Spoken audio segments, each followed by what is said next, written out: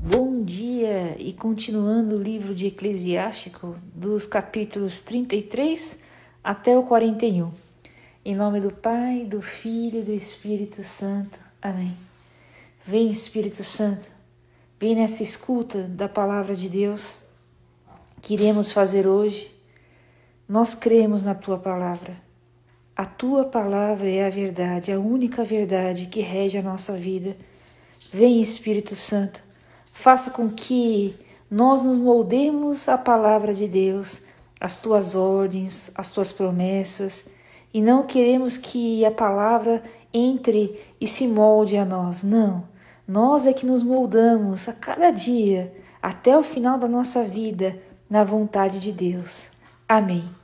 Capítulo 33. Ditos diversos.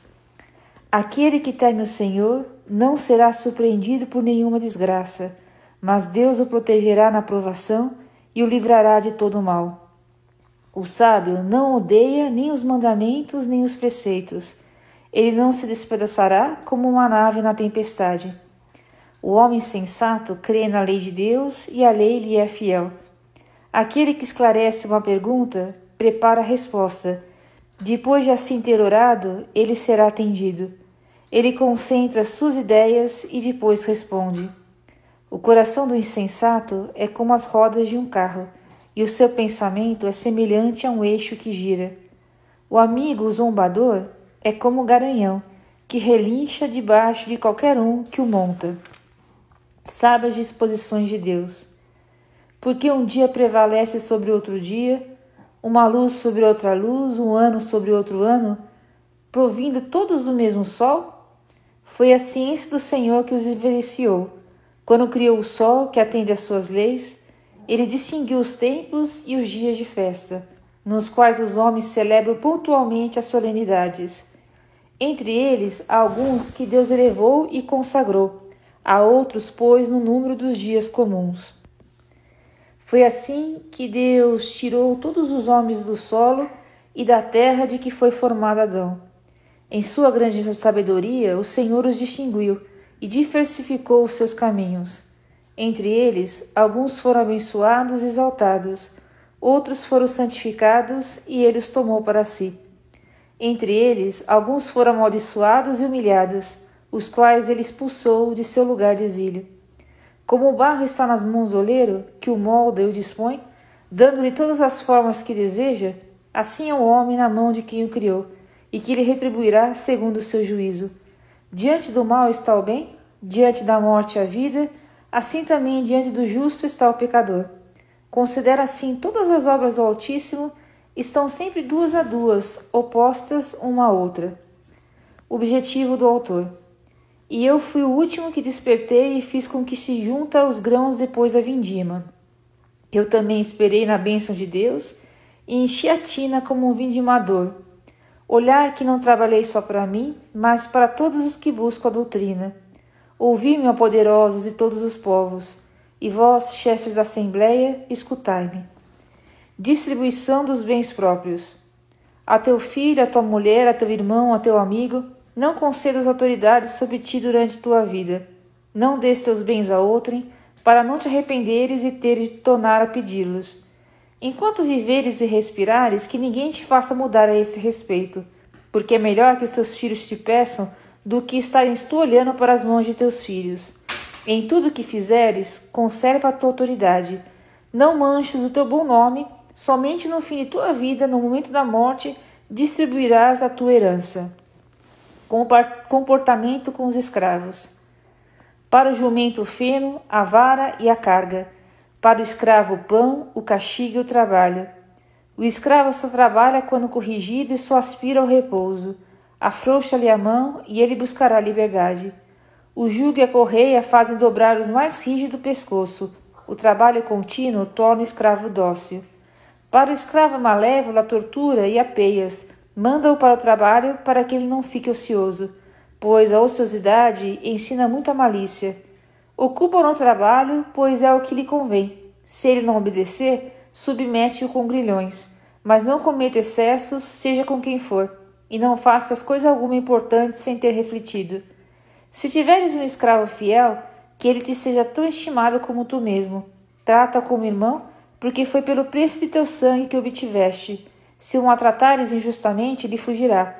Se ele for embora, não saberás a quem perguntar, nem onde deverás procurá-lo. Vaidade dos sonhos, capítulo 34. O insensato vive de esperanças quiméricas, os imprudentes edificam sobre os sonhos. Como aquele que procura agarrar uma sombra ou perseguir o vento, assim é o que se prende a visões enganadoras. Isso mesmo, aquilo, eis o que se vê nos sonhos. É como a imagem de um homem diante dele próprio. Que coisa pura poderá vir do impuro? Que verdade pode vir da mentira? A adivinhação do erro, os augúrios mentirosos e os sonhos dos maus, tudo isso não passa de vaidade. O teu coração, como o de uma mulher que está de parto, sofrerá imaginações. A menos que o Altíssimo te envie uma visão, não detenhas nelas teu pensamento.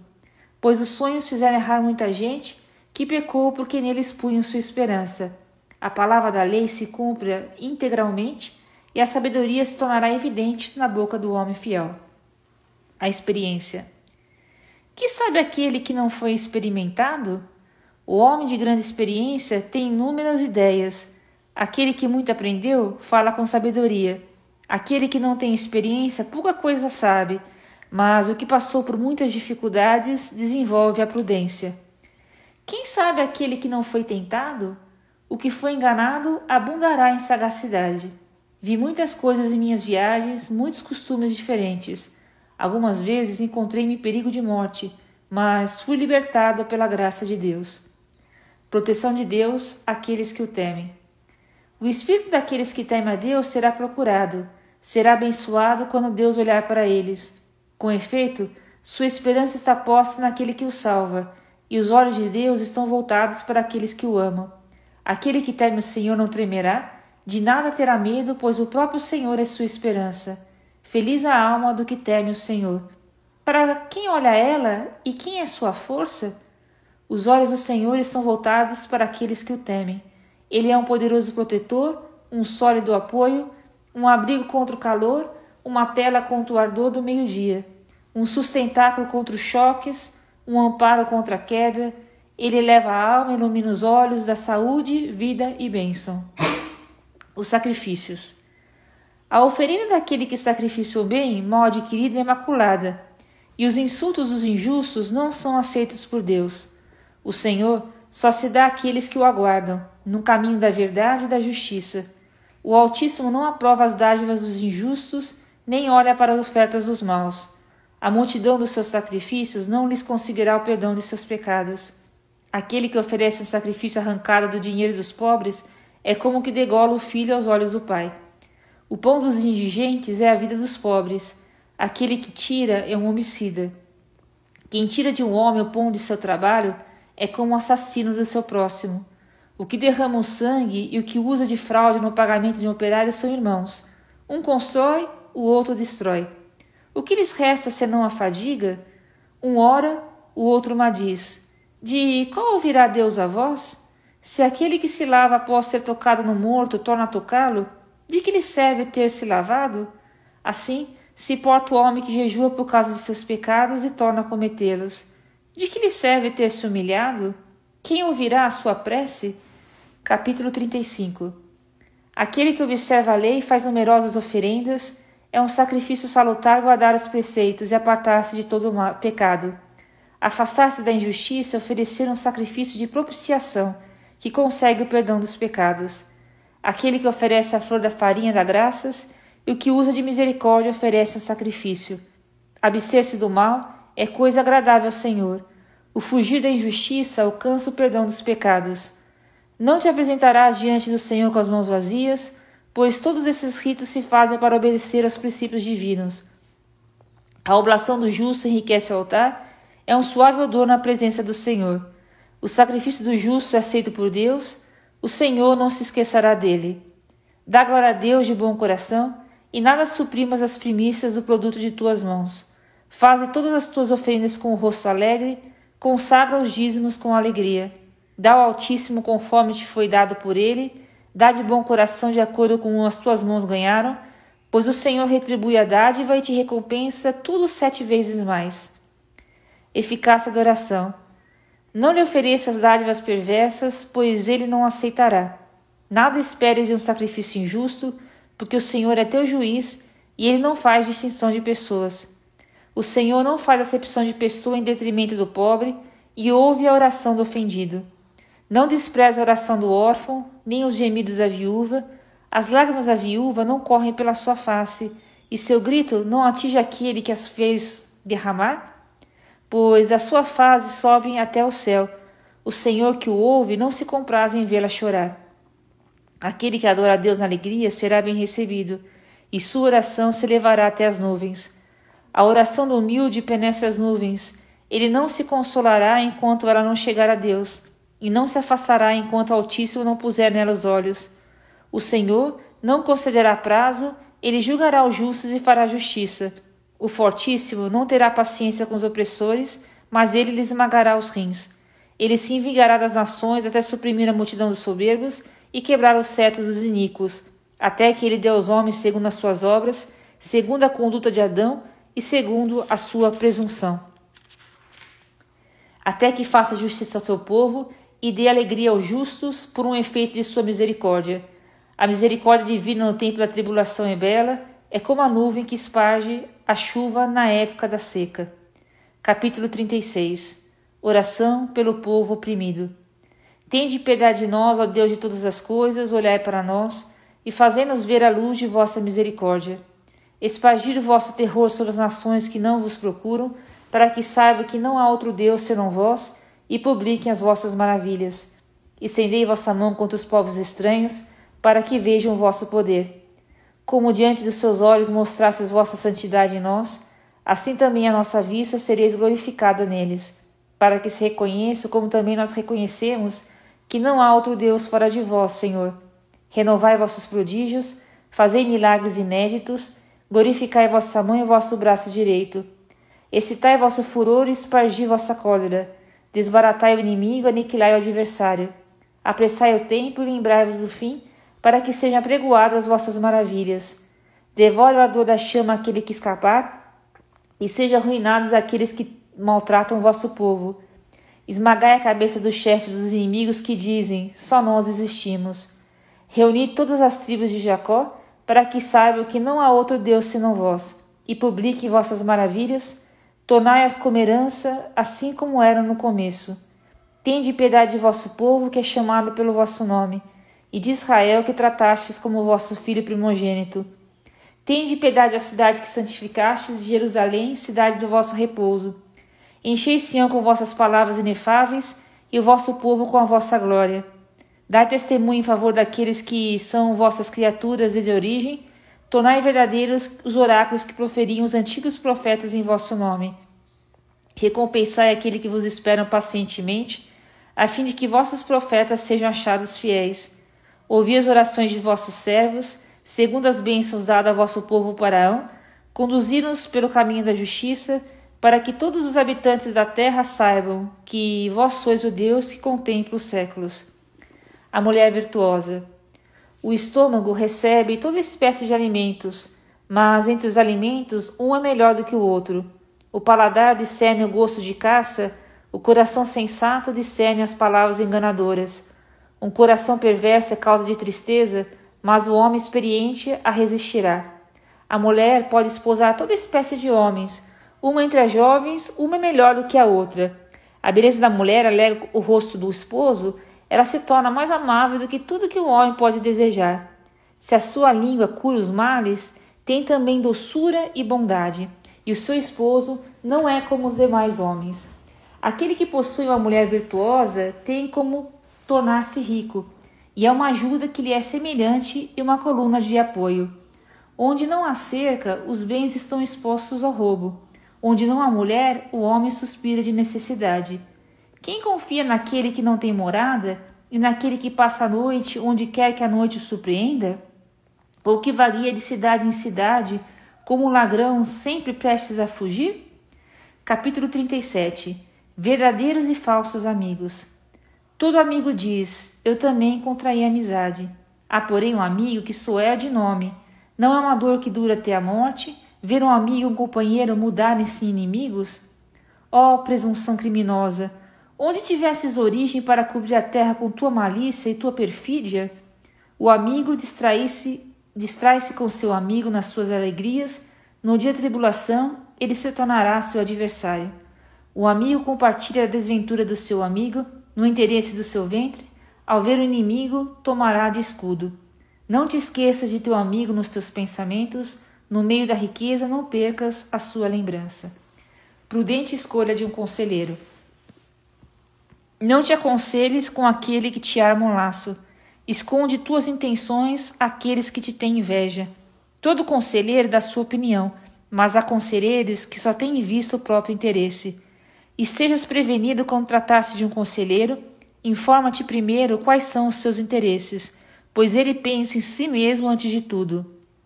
Teme que ele plante uma estaca no solo e te diga: estás no bom caminho, enquanto se põe defronte para ver o que te acontecerá. Vai consultar um homem sem religião sobre as coisas santas? Um injusto sobre a justiça? Uma mulher sobre o seu rival? Um tímido sobre a guerra? Um mercador sobre o negócio? Um comprador sobre uma coisa para vender? Um invejoso sobre a gratidão? Um ímpio sobre a piedade? Um homem desonrado sobre a honestidade? Um lavrador sobre o seu trabalho? Um operário contratado por um ano sob o término de seu contrato? Um criado preguiçoso sobre uma grande tarefa? Não confie neles e em nenhum de seus conselhos. Sê, porém, assíduo junto ao santo homem, quando conheceres um que seja fiel ao temor a Deus, cuja alma se irmã na tua, e que compartilhará da tua dor quando titubeares nas trevas. Fortalece em ti um coração prudente, pois nada tem mais valor para ti. A alma de um santo homem descobre às vezes melhor a verdade que 7 sentinelas postas em observação numa colina. Mas, em todas as coisas, ora ao Altíssimo, para que ele lhe dirija teus passos na verdade.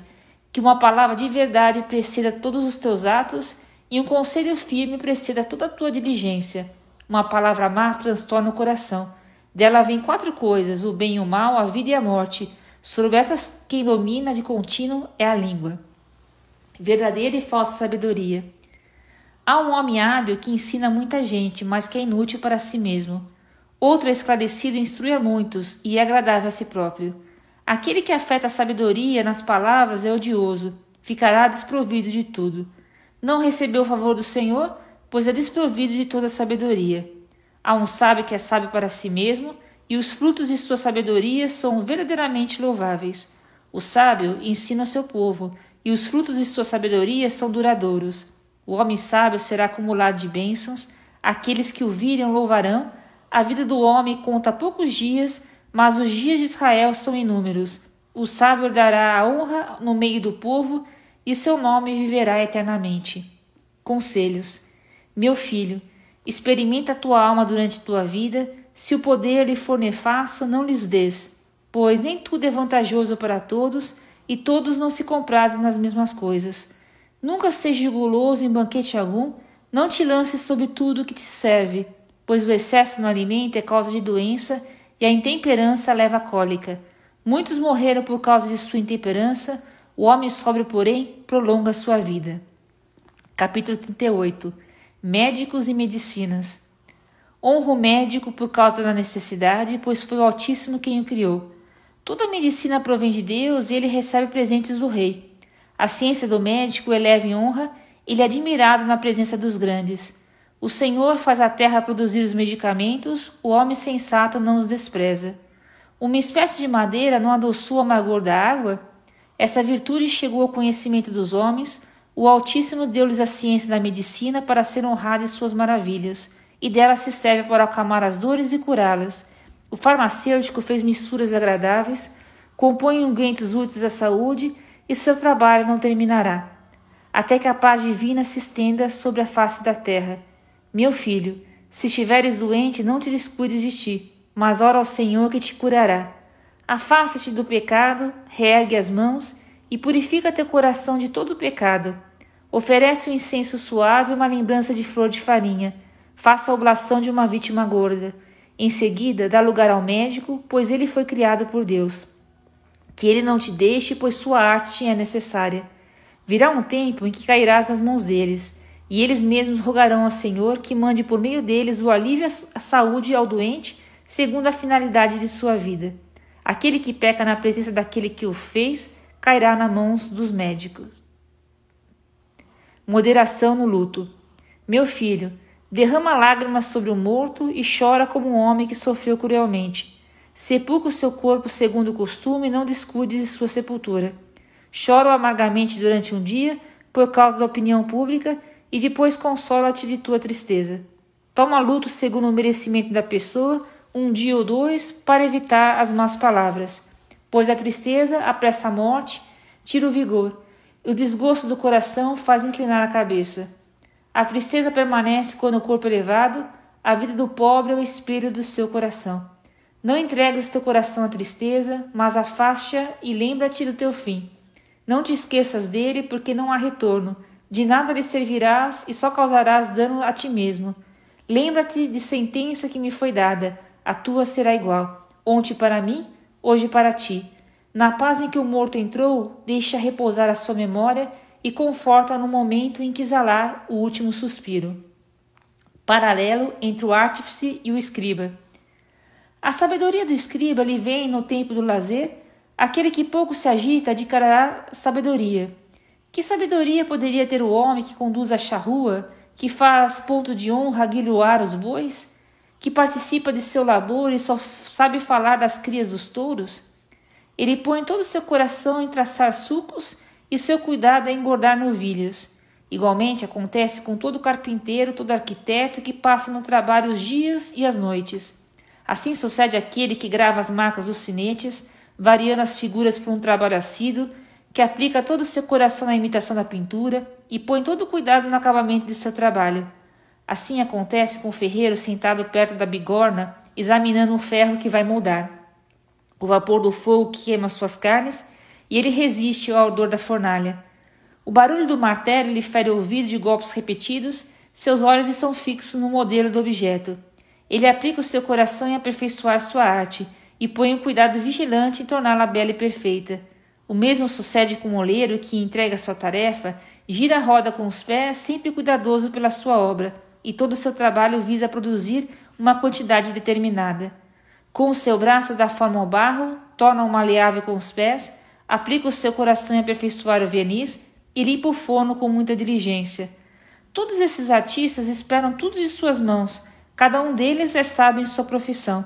Sem eles nenhuma cidade seria construída, nem habitada, nem frequentada, mas eles mesmos não terão parte na assembleia, não se sentarão nas cadeiras dos juízos, não entenderão as disposições judiciárias, não apregoarão nem a instrução nem o direito, nem serão encontrados a estudar as máximas. Entretanto, sustenta as coisas desse mundo. Sua oração se refere aos trabalhos de sua arte, e eles aplicam sua alma e estudam juntos a lei do Altíssimo. Capítulo 39, o sábio. O sábio procura cuidadosamente a sabedoria de todos os antigos, aplica seu estudo dos profetas, guarda no coração as narrativas dos homens célebres e penetra ao mesmo tempo nos mistérios das máximas. Penetra nos segredos dos provérbios e vive com o sentido oculto das parábolas. Exerce seu cargo no meio dos poderosos e comparece perante aqueles que governam. Viaja pela terra de povos estrangeiros para reconhecer o que há de bem e do mal entre os homens. Desde alvorecer aplica o coração à vigília para se unir ao Senhor que o criou e ora na presença do Altíssimo. Abre sua boca para orar e pede perdão de seus pecados, pois se for da vontade do Senhor que é grande, ele o cumulará do espírito de inteligência. Então, ele aspergirá como uma chuva palavras de sabedoria e louvará o Senhor em sua oração. O Senhor orientará seus conselhos e seus ensinamentos, e ele meditará nos mistérios divinos. Ensinará ele próprio o conhecimento de sua doutrina, porá sua glória na lei da aliança do Senhor. Muitos homens louvarão sua sabedoria, jamais cairá ela no esquecimento. A sua sabedoria não desaparecerá, seu nome será repetido de geração em geração. As nações proclamarão sua sabedoria, a assembleia apregoará seu louvor. Enquanto viver, terá maior nome que 1000 outros, e quando repousar, será feliz. Exortação às boas obras. Refletirei ainda para contá-lo, pois estou cheio de entusiasmo, que diz: ouve-me, rebentos divinos. Desabrochai como uma roseira plantada à beira das águas. Como o Líbano, espargi suave aroma. Dai flores como o lírio, exalai perfumes, estendei graciosa folhagem. Cantai cânticos e bendizei o Senhor nas suas obras. Dai a seu nome magníficos elogios, glorificai com a voz de vossos lábios, com os cânticos de vossos lábios e a música das harpas. Direis assim a guisa de louvor. Todas as obras do Senhor são excelentes. A sua voz conteve-se a água amontoada, a uma palavra de sua boca as águas ajuntaram-se como reservatórios. A sua ordem fez-se calmaria, e a salvação que ele dá não será mesquinha. São-lhe apresentadas as ações de todos os viventes, nada é oculto aos seus olhos. Seu olhar abrange de um século a outro, nada é maravilhoso para ele. Não se deve dizer, o que é isso, o que é aquilo? Pois todas as coisas serão examinadas a seu tempo. A bênção dele é como um rio que transborda. Como o dilúvio inundou a terra inteira, assim a sua glória será a sorte dos povos que não o procuram. Assim como ele transbordou as águas em aridez e ressecou a terra, e seu comportamento é determinado pelos deles, assim em sua ira. Seu comportamento é motivo de queda para os pecadores. Assim como os bens desde o princípio foram criados para os bons, assim os bens e os males o foram para os maus. As coisas mais necessárias à vida do homem são a água, o fogo, o ferro, o sal, o leite, o pão da flor da farinha, o mel, a uva, o azeite e o vestuário. Todas essas coisas são bens para os fiéis, mas tornam-se males para os ímpios pecadores. Há espíritos que foram criados para a vingança, aumentarem seus tormentos pelo seu furor. No tempo do extermínio manifestarão sua força e apaziguarão a fúria daqueles que os criou. Fogo, granizo, fome e morte, tudo isso foi criado para a vingança, como também os dentes dos animais, os escorpiões, as serpentes e a espada vingadora destinada ao extermínio dos ímpios. Todas essas coisas se regozijam com as ordens do Senhor e mantêm-se prontas sob a terra para servir oportunamente, e chegando a tempo, não omitirão uma só de suas palavras. Por isso, desde o princípio estou firme em minhas ideias, refleti-as e escrevi. Todas as obras do Senhor são boas, ele põe cada coisa em prática quando chega o tempo.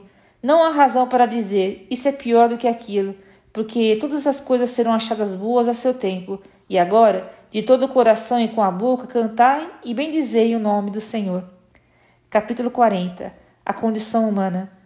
Uma grande inquietação foi imposta a todos os homens e um pesado jugo acabrunha os filhos de Adão. Desde o dia em que saem do seu seio materno até o dia que são sepultados no seio da mãe comum, seus pensamentos, os temores de seu coração, a apreensão do que esperam e o dia em que tudo acaba, desde os que se sentam num trono magnífico até o que se deita sobre a terra e a cinza, desde o que veste púrpura e ostenta a coroa até aquele que só se cobre de pano, furor, ciúme, inquietação, agitação, temor da morte, cólera persistente e querelas, e na hora de repousar no leito, o sono da noite perturba-lhes as ideias. Ele repousa um pouco, tão pouco que é como se não repousasse, e no mesmo sono, como uma sentinela durante o dia. É perturbado pelas visões de seu espírito, como o homem que foge do combate. Do momento em que se julga em lugar seguro, ele se levanta e admira-se do seu vão temor. Assim, acontece a toda criatura, desde os homens até os animais, mas para os pecadores é 7 vezes mais. Além do mais, a morte, o sangue, as querelas, a espada, as opressões, a fome, a ruína e os flagelos foram todos criados para os maus, e foi por causa deles que veio o dilúvio. Tudo que vem da terra voltará à terra, como todas as águas regressam no mar. Todo presente, todo bem e mal adquirido perecerão. A boa-fé, porém, subsistirá eternamente. As riquezas dos injustos secarão como uma torrente, elas assemelham-se a uma trovoada que está lá na chuva. O homem se regozija quando abre a mão, mas no fim os prevaricadores serão aniquilados. A posteridade dos ímpios não multiplicará os ramos, as raízes impuras agitam-se no alto de um rochedo. A vegetação que cresce à beira das águas ao longo de um rio será arrancada antes de todas as ervas dos campos. A beneficência é como um paraíso abençoado e a misericórdia permanecerá eternamente. De bem a melhor. Doce é a vida do operário que se basta a si próprio, vivendo assim encontrará um tesouro. Os filhos e a fundação de uma cidade dão firmeza a um nome, mas é mais estimada um e outra uma mulher sem mácula. O vinho e a música alegram o coração, sobre um e outro, porém, prevalece o amor da sabedoria. A flauta e a harpa emitem um som harmonioso. A língua suave, porém, supera uma e outra. A graça e a beleza são atraentes para olhar, mais do que uma outra é a vegetação dos campos. Um amigo ajuda seu amigo no momento oportuno, mais um e outro uma mulher ajuda seu marido. Os irmãos são socorro no tempo da tribulação, mais do que eles, porém, a misericórdia liberta. O ouro e a prata são bases sólidas, um bom conselho, porém, supera um e outra. As riquezas e as energias elevam o coração, o temor do Senhor, porém, sobrepuja umas e outras. Nada falta àqueles que têm o temor do Senhor, e com ele não há necessidade de outro auxílio. O temor do Senhor é-lhe como um paraíso abençoado, ele está revestido de uma glória que supera toda a glória. Autonomia do sábio. Meu filho, não leves nunca uma vida de mendigo, pois mais vale morrer que mendigar. Quando o homem olha para a mesa do outro, na sua vida não é realmente vida, na obsessão do alimento, porque se nutre dos víveres de outrem. Mas o homem moderado e educado se acautela contra isso. Na boca do insensato a coisa mendigada é doce, mas nas suas entranhas arderá um fogo. E agora o último capítulo de hoje, capítulo 41, o pensamento da morte. Ó morte, como tua lembrança é amarga para o homem que vive em paz no meio de seus bens, para o homem tranquilo e afortunado em tudo e que ainda se encontra em condição de saborear o alimento. Ó morte, sua sentença é suave para o indigente, cujas forças se esgotam, para quem está no declínio da idade, carregado de cuidados, para quem não tem mais confiança e perde a paciência. Não temas a sentença da morte, lembra-te dos que te precederam, e de todos os que virão depois de ti, é a sentença pronunciada pelo Senhor sobre todo ser vivo. Que te sobrevirá por vontade do Altíssimo? 10 anos, 100 anos, 1000 anos... Na habitação dos mortos não se tomam em consideração os anos de vida. Os filhos dos pecadores tornam-se objeto de abominação, assim como os que frequentam as casas dos ímpios. A herança dos filhos dos pecadores perecerá. O opróbrio prende-se à sua posteridade. Os filhos de um homem ímpio queixam-se de seu pai, porque é por sua culpa que estão envergonhados. Desgraçados de vós, homens ímpios, que abandonastes a lei do Senhor o Altíssimo. Se nasceis é na maldição, e quando morrerdes tereis a maldição como herança. Tudo que vem da terra voltará à terra. Assim os ímpios passam da maldição à ruína. Os homens se entristecem com a perda de seu corpo, porém até o nome dos ímpios será aniquilado. Cuida em procurar para ti uma boa reputação, pois esse bem te será mais estável que 1000 tesouros grandes e preciosos. A vida honesta só tem um número de dias, a boa fama, porém, permanece para sempre. Verdadeira e falsa vergonha. Meus filhos, guardai em paz meu ensinamento, pois uma sabedoria oculta e um tesouro invisível, para que servem essas duas coisas? Mais vale um homem que dissimula a sua ignorância que um homem que oculta a sua sabedoria.